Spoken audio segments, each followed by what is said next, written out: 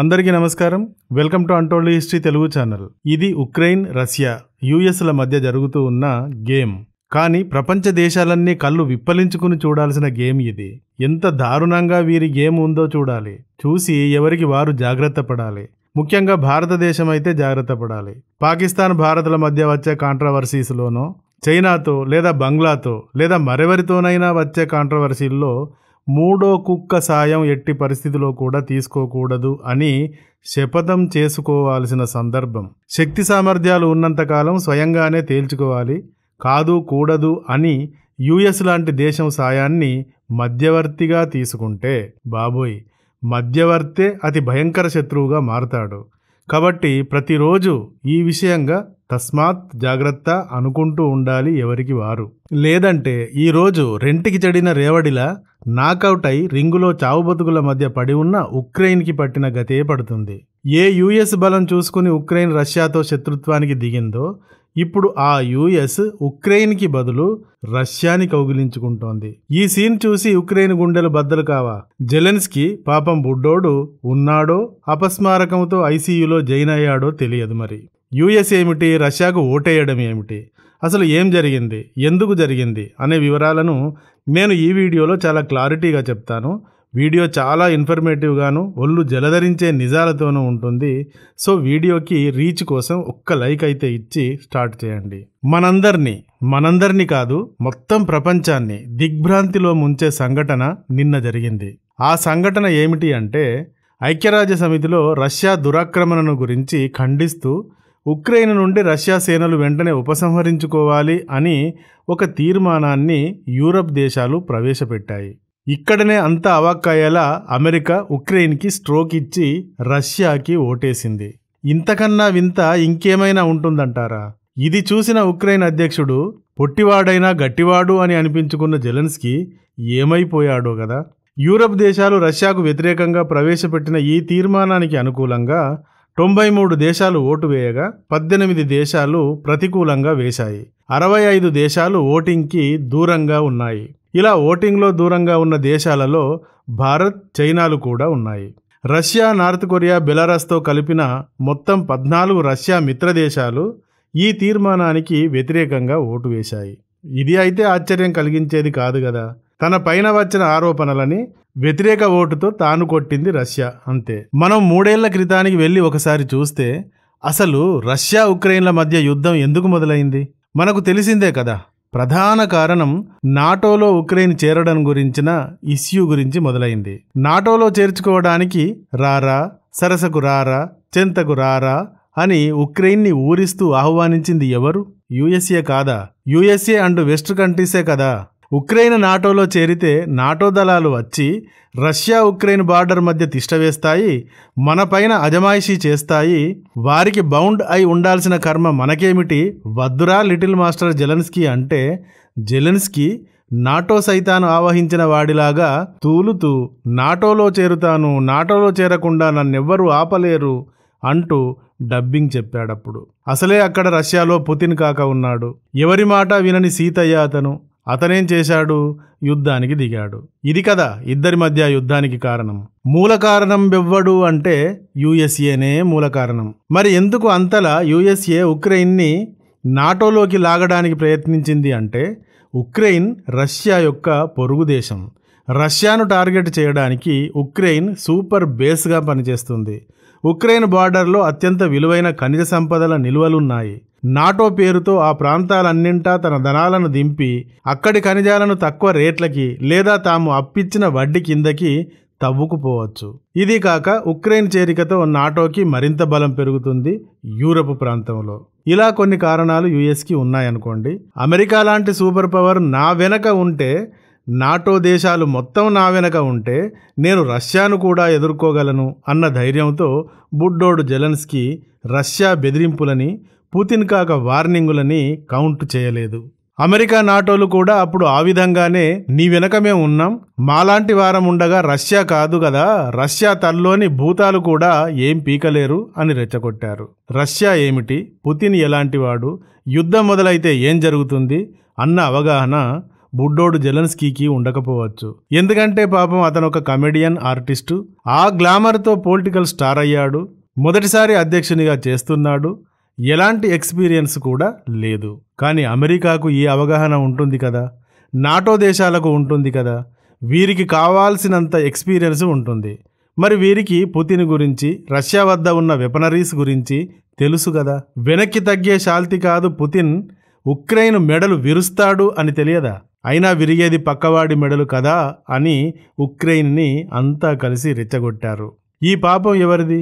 స్పష్టంగా యుఎస్దే కదా. కానీ ఇప్పుడు చూడండి, యుఎస్ అధ్యక్షుడు మారగానే, బైడెన్ పోయి ట్రంప్ రాగానే ఎలా రివర్స్ అయ్యిందో. ఉక్రెయిన్ కౌగిలిని విడిచి పుతిన్ని కౌగిలించుకుంది యుఎస్ఏ. ప్రపంచ దేశాలన్నీ ఈ సీన్ని చూసి చాలా జాగ్రత్త పడాలి. ఎవడైనా నేను నీ వెనక ఉన్నాను, నువ్వైతే రింగులోకి దిగు అంటే అస్సలు నమ్మవద్దు. అలా రింగులోకి దిగిన వాడే ప్రత్యర్థి వైపుకు వెళ్ళి నిలబడవచ్చు. వాడికి ఎటు లాభకరంగా కనబడితే అటు వెళ్ళవచ్చు. ముఖ్యంగా మన భారతదేశం ఈ సీన్ని రికార్డు చేసుకుని సేవ్ చేసుకోవాలి. ఎవడిని మీడియేటర్గా రానియవద్దు. అందుకే మన భారత్ ఎన్నోసార్లు అమెరికాని కాశ్మీర్ విషయంలో మేము మీడియేటర్గా ఉంటాం, వస్తాం అంటే అది మేం చూసుకుంటాం, మీరు మూసుకొని కూర్చోండి అని చెప్పింది. ఈ విధానం ఇలాగే కంటిన్యూ అవ్వాలి తప్ప మన వద్ద ప్రభుత్వాలు మారినా కూడా మీడియేటర్లకు మాత్రం అవకాశం ఇవ్వవద్దు. పాపం బుడ్డోడు జెలెన్స్కీకి గుండె పగిలిపోలా? రా నేనున్నాను అని చేయి పట్టి తీసుకువెళ్ళి రింగులోకి దించి ఇలా వదిలేయడం వల్ల కనురెప్పే కాటేస్తే కాపెవ్వరు మనిషికి అని సాడ్ సాంగ్ పాడుకోవాల్సి వచ్చింది జెలెన్స్కీకి. జెలెన్స్కీకి మరొక స్ట్రోక్ ఏమిటి అంటే, ఇదే విధంగా 2023లో కూడా 2023 ఫిబ్రవరి 23వ తేదీన యుఎన్ జనరల్ అసెంబ్లీలో ఉక్రెయిన్ రష్యా యుద్ధం గురించి, ఉక్రెయిన్ భూభాగాలన్నింటి నుండి రష్యా పూర్తిగా వైదొలగాలి, శాశ్వత శాంతి నెలకొల్పాలి, సమగ్ర న్యాయం జరిపించాలి అంటూ ఒక తీర్మానాన్ని ప్రవేశపెట్టారు. అప్పుడు ఆ తీర్మానానికి 141 సభ్య దేశాలు అనుకూలంగా ఓటు చేశాయి. 7 దేశాలు మాత్రం వ్యతిరేకంగా చేశాయి. రష్యా, బెలరూస్, నార్త్ కొరియా లాంటి కొన్ని దేశాలు వ్యతిరేకంగా ఓటు చేశాయి. 32 దేశాలు తటస్థంగా ఉన్నాయి. ఈ సీన్ ఇప్పుడు ఎలా మారిందండి? 93 మంది మాత్రమే ఇప్పుడు అనుకూలంగా ఓటు చేశారు. అంటే 51 మంది స్కిప్ అయ్యారు. 18 మంది వ్యతిరేకంగా ఓటు చేశారు. అంటే 11 మంది ఉక్రెయిన్కి వ్యతిరేకంగా ఇప్పుడు మారారు. 65 మంది తటస్థంగా ఉన్నారు. అంటే 33 మంది అధికంగా తటస్థులుగా మారారిప్పుడు. మరి ఎందుకే జెలెన్స్కీ ఇది చూసి ఏమైపోయాడో పాపం బుడ్డోడు అంటున్నది. సరే, ఈ మొత్తం దేశాలన్నీ ఒక ఎత్తు అనుకుంటే అమెరికా ఒక్కటి ఒక ఎత్తు కదా. అలాంటి అమెరికానే వెళ్ళి రష్యాకు సపోర్ట్ ఇచ్చింది. ఇప్పుడు కల చెదిరింది, కథ మారింది, కన్నీరే ఇక మిగిలింది అని పాడుకునే పరిస్థితి దాపురించింది ఉక్రెయిన్కి. యుద్ధం మొదలయ్యాక ఉక్రెయిన్కి బైడెన్ వెళ్ళి నేనున్నా, అమెరికా నీ వెనక ఉంది అని ప్రోత్సహించాడు. యూకే ప్రధాని, అప్పటి ప్రధాని బోరిస్ జాన్సన్ వెళ్ళి మేమున్నాము అన్నాడు. ఇంకా నాటో దేశాల నాయకులు చాలామంది వెళ్ళారు. జెలెన్స్కీ కూడా సీక్రెట్గా యుఎస్కి వెళ్ళాడు. ఓవైపు రష్యా భయంకరంగా బాంబింగ్ చేస్తూ ఉంటే బుడ్డోడు యుఎస్కి ఎలా వెళ్ళాడబ్బా అని అంతా అప్పుడు వీడియోల మీద వీడియోలు పెట్టారు. ఇవన్నీ మనకు ఇంకా బాగా గుర్తున్న విషయాలే కదా ఫ్రెండ్స్. అలాంటిది ఇప్పుడు మొత్తం తిరగబడిపోయింది. ట్రంప్ రాగానే యుద్ధకాలంలో ఎలక్షన్స్ నిర్వహించలేదు అన్న పేరుతో జెలెన్స్కీనే నియంత అన్నాడు. అంతేగాని ఇంత విధ్వంసం సృష్టించిన పుతిన్ని మాత్రం అనలేదు. తర్వాత యుఎన్లో యుఎస్ఏ కూడా శాశ్వత శాంతి అంటూ ఒక ముసాయిదా తీర్మానాన్ని ప్రవేశపెట్టింది నిన్న. అయితే ఈ తీర్మానంలో పుతిన్ని గురించి వ్యతిరేకంగా ఒక్క మాటను కూడా చేర్చలేదు. ఇది విషయం. ఇలా యుఎస్ఏ అబ్బో ఏమి వింత, తొలిసారి కౌగిలింత, అమ్మో ఏమి వింత, ఒళ్ళంత పులకరింత అని రష్యాని కౌగిలించుకుంది. రష్యా అధ్యక్షుడు పుతిన్ కాక ఎవరి మాట వినేవాడు కాదు. మొండోడు రాజుకన్నా బలవంతుడు అంటారు కదా. పుతిన్ యుఎస్ని, నాటోని దేనిని లెక్క చేయడు. మరి నేను రాగానే యుద్ధం ఆపేస్తాను అని ప్రతిజ్ఞ చేశాడు ట్రంప్. మాటిచ్చిన ప్రకారం యుద్ధం ఆపాలంటే పుతిన్తో గొడవ పెట్టుకుంటే అది సాధ్యం అయ్యేలా లేదు. ఇంతకాలం అదే జరిగింది కదా, యుద్ధమే కదా చేసింది. మరి యుద్ధం ఆగిందా? ఆగలేదు. పరిష్కారం జరిగిందా? జరగలేదు. పుతిన్ అలుపు లేకుండా ఉక్రెయిన్ పైన దాడులు చేస్తూనే ఉన్నాడు. అందుకని జెలెన్స్కీ కాళ్ళు పట్టి లాగి అయినా, పుతిన్ కాళ్ళు పట్టుకుని మొక్కి అయినా సరే యుద్ధం ఆపాలి అన్నది ట్రంప్ స్ట్రాటజీగా కనబడుతోంది. పోతే ఉక్రెయిన్ రష్యా యుద్ధం వల్ల అమెరికాకు వచ్చి పడిన లాభం ఏముంది? పైగా జెలెన్స్కీ మాకు డ్రోన్స్ కావాలి, మాకు F-15లు F-16లు కావాలి, మాకు డబ్బులు కావాలి, రష్యాను కొట్టాలంటే మరిన్ని కావాలి అంటూ యుఎస్ని నిరంతరం వేధించుకు తింటున్నాడు. అంటే పేరుకు ఉక్రెయిన్ యుద్ధం చేస్తున్నట్టే గాని నష్టం అంతా యుఎస్కే జరుగుతోంది. తర్వాత ఉక్రెయిన్ దగ్గర వడ్డీతో సహా లాక్కోవచ్చు కదా అంటే ఉక్రెయిన్ ఎన్నడూ యుద్ధం నుండి కోలుకోవాలి, ఎన్నడూ అభివృద్ధిని సాధించాలి, ఎన్నడూ యుఎస్ అప్పును తీర్చాలి? ఇలా చూస్తే ఇంకా సుదీర్ఘకాలం పాటు యుఎస్ఏనే ఉక్రెయిన్కి నిధులు సమకూర్చవలసి ఉంటుంది. మరి ట్రంప్ది షావుకారు మనస్తత్వం కదా, ఈ పెంట మననెత్తికి ఎందుకు? పుతిన్ కాల్లో గడ్డాలో పట్టుకుని యుద్ధం ఆపుదాం, ఇప్పటికైనా నష్టాల నుండి బయటపడదాం అనుకున్నాడు. ఈ విధంగా పుతిన్తో సంధి కుదుర్చుకోకపోతే పుతిన్ నీ ఉక్రెయిన్ని మిగలనిస్తాడా? అసలు అక్కడ ఉక్రెయినే లేనప్పుడు నువ్వు ఎవరి కోసం పోరాడుతావు అంటూ ట్రంప్ అండ్ అతని మినిస్టర్స్ కూడా మాట్లాడుతున్నారు. మరొక విషయం ఏమిటి అంటే రష్యా 1991కి ముందులాగా అమెరికా లాంటి సూపర్ పవర్ కాదు. 1991కి ముందు యుఎస్తో రష్యాకి కోల్డ్ వార్ జరిగింది. అమెరికాతో పాటు తను కూడా సూపర్ పవర్గా అప్పుడు ఉండేది. కానీ అదంతా గత వైభవం. రష్యా పూర్తిగా పతనమైపోయింది ఆ తర్వాత. కాబట్టి రష్యా తన ప్రధాన శత్రువుగా యుఎస్ ఇప్పుడు భావించవలసిన అవసరం లేదు. అన్ని దేశాలతో మాదిరిగానే రష్యాతో కూడా సంబంధాలు కొనసాగించుకోవచ్చు, తప్పేముంది?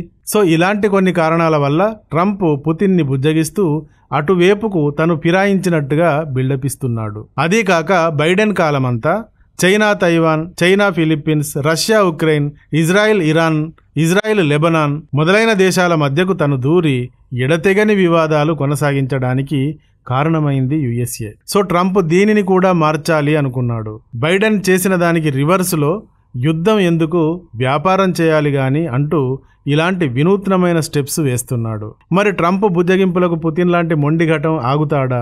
ఉక్రెయిన్ నుండి స్వాధీనం చేసుకున్న నేలను ఉక్రెయిన్కి తిరిగి ఇచ్చేస్తాడా? లేక సంధి కుదిర్చినందుకు యుఎస్ తనకు కొంత నేల కావాలి అంటుందా? ఏం జరుగుతుంది అనేది అయితే మరింత వేచి చూడవలసిన విషయమే అనుకోండి.